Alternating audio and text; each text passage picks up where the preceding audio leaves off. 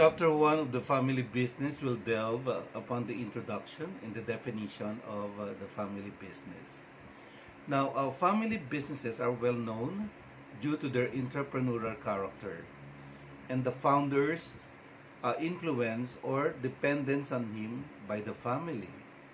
Now, these features will lead them to develop a specific organizational cultures. And the organizational culture, if it is coherent with its family character, in the structure of the ownership and the degree of its degree of the professionalism in their management, will produce a specific kind of company performance, and therefore will reach a very good financial stability and performance. Now, the family-owned companies with the clan, or as we may call it, adhocracy, uh, there will be a developing culture with that advocacy cultures, and these are the proposed as efficient organizational configuration. So there. On the other side, those utilizing market or hierarchical organizational cultures will take the opposite direction. And when that happens, uh, what is entrepreneurship as a family business? And then a lot of definitions are coming up with this family business concept. And one of them is it is conceptualized and it is defined as a business that is actively owned and or managed by more than one member of the same family. Now, if you own a family business, you probably worry even more than the average entrepreneur because you are ensuring that your company not only will survive, but also tries to nurture the next generation. Uh, what do we mean by family business? Now, a family business is a commercial organization in which the decision making is influenced by multiple generations of a family. Now, this family is related by blood or by marriage or by adoption. Now, who has both the ability to influence the vision of the businesses and the willingness to use this ability to pursue a higher goal and a higher and distinctive goals. Now, in the introduction of the entrepreneurship in the family business, the entrepreneurship is the art of starting a business. Now, basically, a startup company offering creative products, and then in the process or service.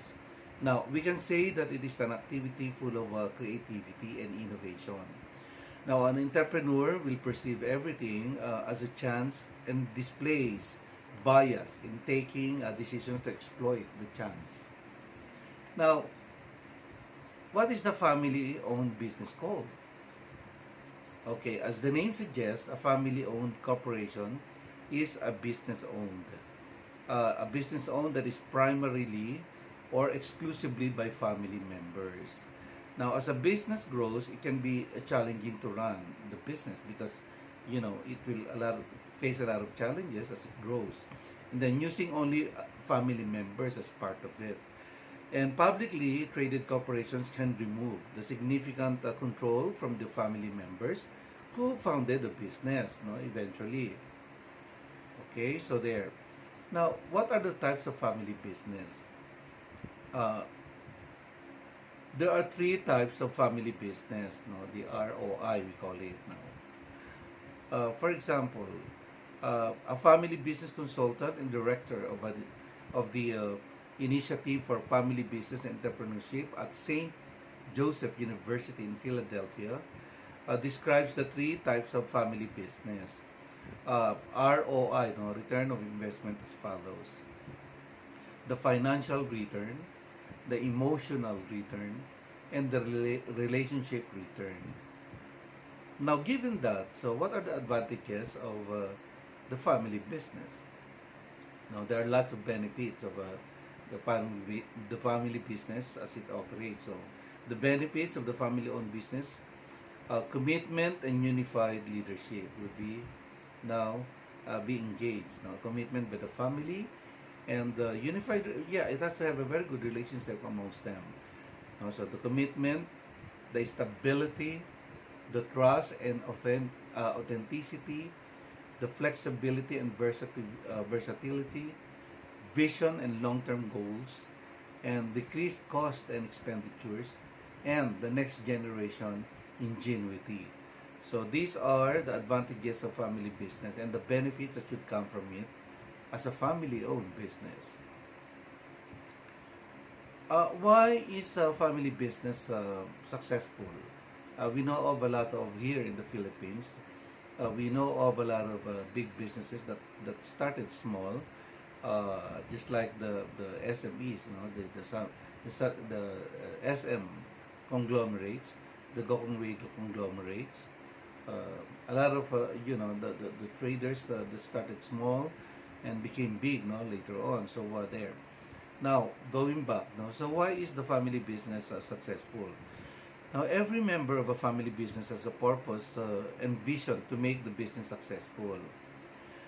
Unlike public funds where employees work for their targets and income, the family business work for the continuation of the business, and it has to be sustainable, and it has to have its longevity because the name that that's being attached to it is actually being valued by the family.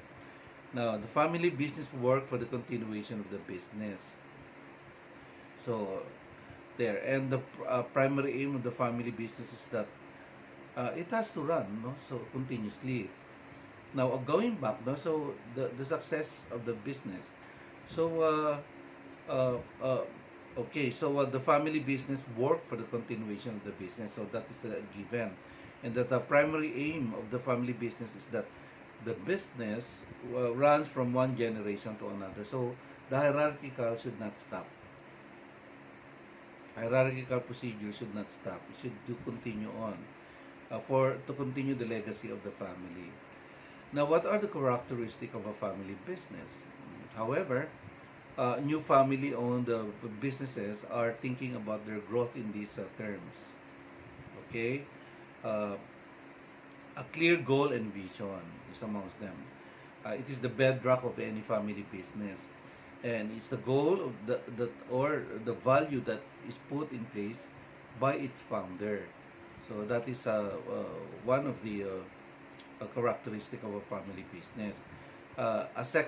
Another one is a succession plan. It has to have it trains potentials. It trains the dedication of the family is going to be the next succession. So there should be a long-term plan and a plan, no, for them to be able to know who already is going to be succeeding, the leaders of the family business. And then this the family has to have a professional management. So we know for a fact that SM as a group, no, so they started small.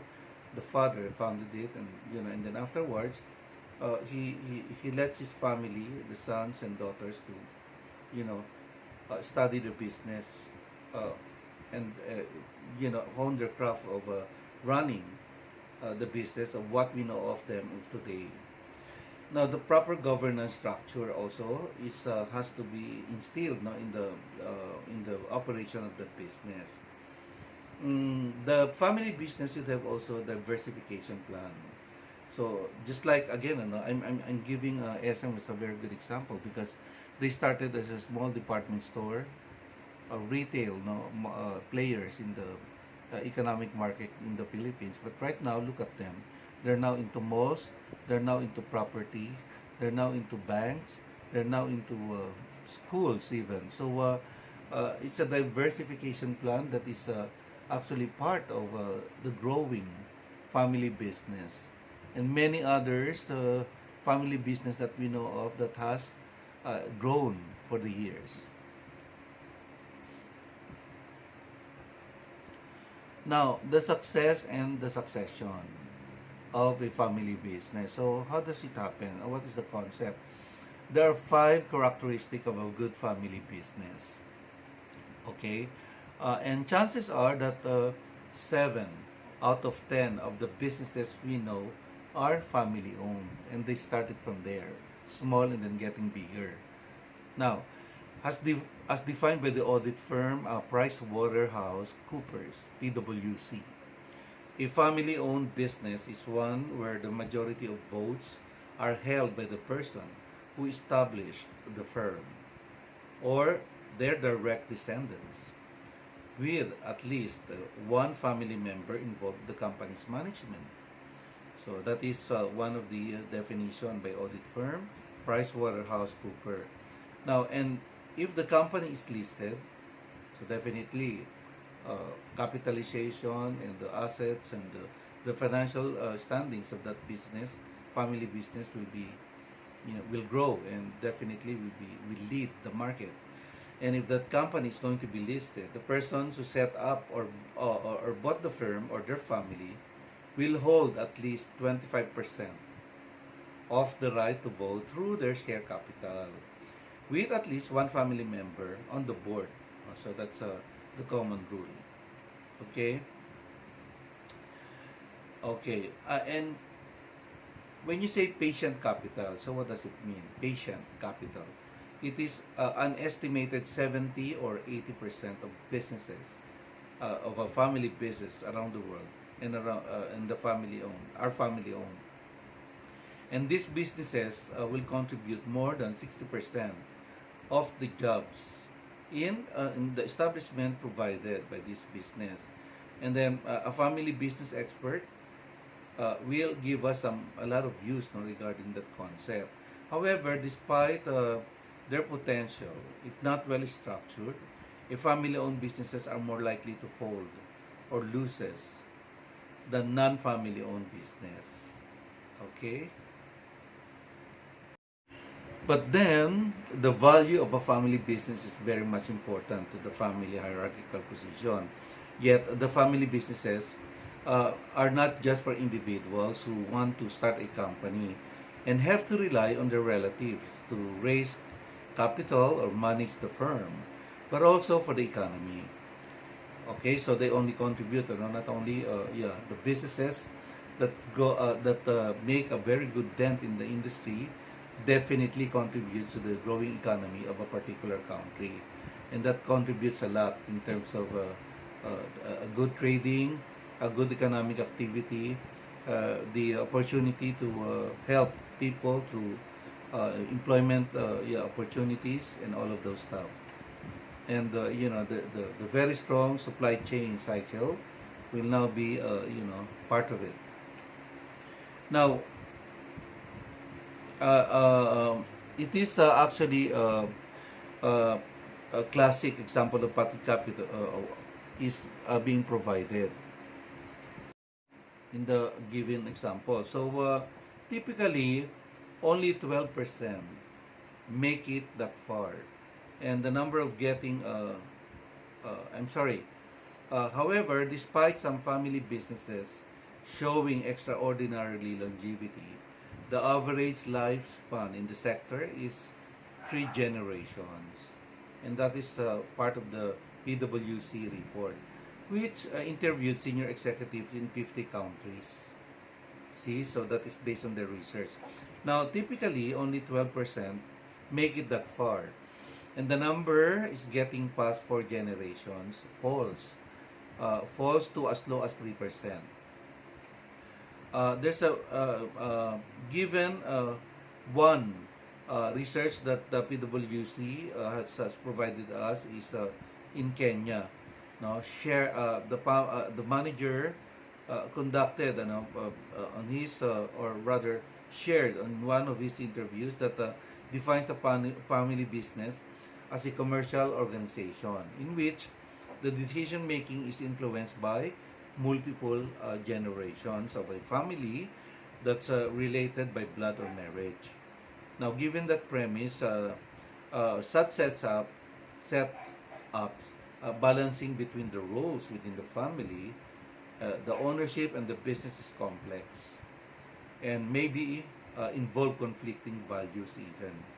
And then diverting from the goals initially stated and adopted.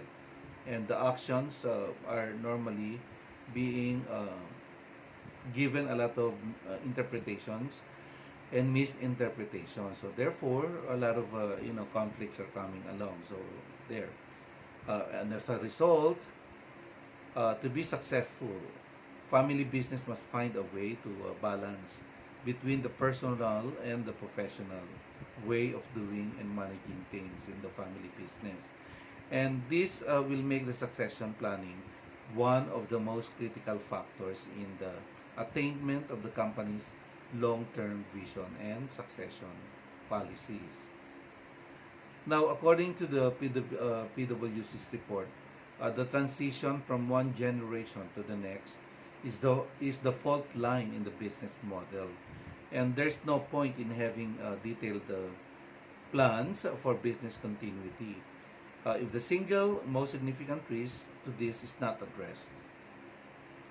Now, with the proposed deal between two family firms, uh, we give an example, no, to again in Kenya. So Nukumat and Tuskis occupying debate. So uh, Hassel looks at some of the characteristics that would help this sort of business thrive for generations to come.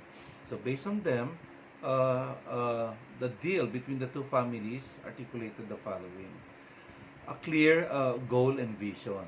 No, the bedrock of any family business actually is the goal or value that is put in place by its founder. Now, the goal has to be passed down from generation to generation and adhered to by everyone. Now, for example, the founder of the Tuski supermarket in Kenya wanted his retail store to be guided by strong Christian values. Such values included not selling any alcohol or tobacco products, no. But then apparently these values continue to guide the retail chain years uh, after he died, no. He died, Mr. Kamau's demise. Now, after his demise, Paul Uma, the course director of the family business program at Strathmore Business School, says that as much as a founder might have a vision, it must be understood and shared by everyone. If it's to outlive him or her, so everyone has to toe the line. Okay. Next is a succession plan. We have already mentioned how important succession planning is now for family business continuity. But then in the survey, results by the PwC, it was found out that 45% of the family businesses interviewed had no succession plan. No succession plan in place for most senior ones, or the senior roles even. Now, failure to groom successors have or has resulted in the death of many family businesses once the founder dies, because there's no one interested to take over, and there's no one that can be seen as a potential successor of the business. Now, here I remember, no, so what happens here during my time as one of the retail participant, now working in an international company and dealing directly with one of the retail giants at the time, back in the 1980s. I started the market in the 1980s. So I could remember still that one of the big players then, and very prominent at that, was the Plaza Fair Group, owned by Danny Velasco family. Now, what happened right now is that they lost, no, apparently, no, after so many years. They started closing shop after actually having their presence felt in the whole of the Philippines. I traveled extensively doing retail business in the Luzon, Visayas, and Mindanao, catering to the department stores, boutiques, and some newly startup stores that has potential to grow in the market. That includes SM, Robinsons at the time, and Plaza Fair, no, as my strongholds. No, not considering some of the ones that is family owned by the Chopes, which is Seidels, Rustans by the Tantocos even. So these are family owned, and then backed up by large huge institutions that grew, no, for the years of operations. Now, going back to Plaza Fair, they died, no, in terms of their market presence because they were not able to cope up with the trends. They were not able to cope up with what is happening in the industry because there's no one who's success. Actually, it's only Danny Velasco who are the one who's taking care of the business at the time prominently. He's the one very aggressive in running the business. But then apparently, because I probably no one succeeded him, and no one has the potential to succeed him, so they lost the battle of the retail management industry in the country, here in the Philippines. Okay, so and yeah, that's the company, the problem in reconciling this concept, of the generation and the next generation, as far as the succession planning is concerned. Now, it was also found out that this next generation is ambitious and talented, and should be ambitious and talented, and can help drive the business forward. However, ambitions do not always jive with the owner of the family business, which can definitely lead to larger conflict.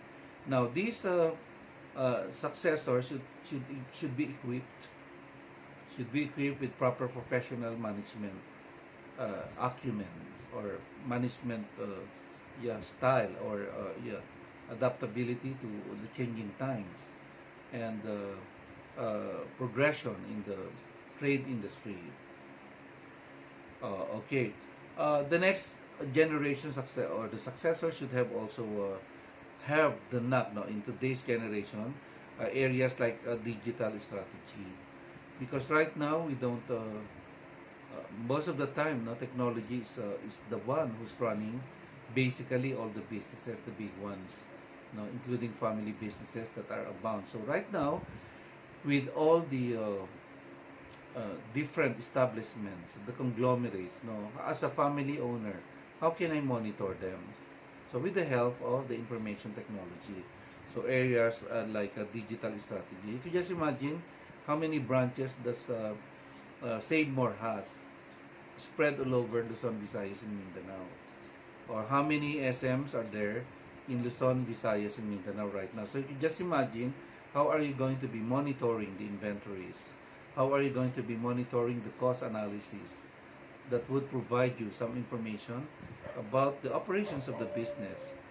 So the information technology is the answer for all of these things. So again, it has to have a digital strategy, composition in its planning, for its operation. Now, having an effective succession plan in place is one way of creating an environment in which the next generation can thrive and effectively contribute to the success of the business. Now, okay, another one is the professional management. So you have to be engaged in that and be part of the plan also. And a good family business should not only have a clear succession plan, it should also be professionally run. And there is a tendency to make operations of a family business a family affair. And while there is nothing wrong with having relatives in the company, sometimes those selected are simply unprofessional. And it is manifesting in a lot of ways in their decision making and the operations of the business, or unable to do the work being required from them. So because of the lack of knowledge, perhaps, or the lack of interest, something like that. Now, a good family business will put in place the proper operational structures, and it's important. And knowledge would come in that context. So for you to be able to professionally provide the operations of your business, you have to have thorough knowledge about running the business. You study the management, the operations, and all of those things. Business as a whole, as a subject. Now, 43% of the respondents are prioritizing professionalism in their family businesses over the next 5 years. So there, no, so there. Okay, so definitely, no, so the younger generation should be equipped in their education and experience for them to be able to have a very good acumen for business operation. Okay. Now, the proper governance structure are also being considered. Good governance is important for every business, whether it's family owned or otherwise. So right now, the companies are very conscious about good governance, because it's part of the ethics. It's part of imparting good business, honest business, and true to form business. And the good governance includes transparency and a consistent framework to ensure the business continuity. Now, for family businesses in particular, governance often includes a focus on appropriate conflict resolution. And that includes the policies, including in the recruitment and the career progression of the employees and the succession planning. Now, subjecting a business to professional, non-family governance does not require that one relinquishes the business. Unfortunately, most family businesses fear that this is going to be the case, no? But and they refuse to seek professional help. So sometimes you need professional help coming from other perspective rather than from the inside, no, internal member of the business, because they tend to be biased and they tend to be not conscious about what's happening in the competition. In every businesses there are lots of it's a dog eats dog, no. It's a dog eats dog arena, no, for the industry. So you have to be up. You have to be fit in the competition. Okay. Now, subjecting to a business to professional, which apparently, some of the members are not conformants now, and then refusing, the professional help. No, so instead, they surround themselves with the yes men. Now, those who doesn't argue, those who only accept, no, uh, their ways of doing things, no, and then afterwards, people who tell them that the comfortable lie. They lie because the family, the operators or the family owners doesn't listen. So therefore, what the others, the employees do is only, or other managers do, is that they only adhere to the policies that were being provided to them by the family of the business. Uh, okay, so when that happens, um, people will not tell them the truth. They tell them the comfortable lie rather than the truth. No, so that's it. Now, it's not always easy to tell a family member actually, a difficult truth, and you might be misconstrued as contradicting their policies. Now, especially if that person is the business founder himself, no? Because he just came in, and the owner is a family founder. So how can you argue with that? Now, it is very human actually to develop a certain level of emotional attachment to something you have started. So any discourse or any influences, external influences or external opinions, does that actually matters for some. But others actually listen. But in most cases, this happens. Okay, and adding to this one, the biggest strength of the family businesses founders ended up working for the company with unrivaled passion. So yes, it's only him. No? You follow what I say, something like that. So unfortunately, most family businesses, uh, shuns outside help, and then fearing that the outsiders may not be able to truly understand and honor the family's vision for the business. But a failure to allow for professional management and governance can lead to a premature death of the business.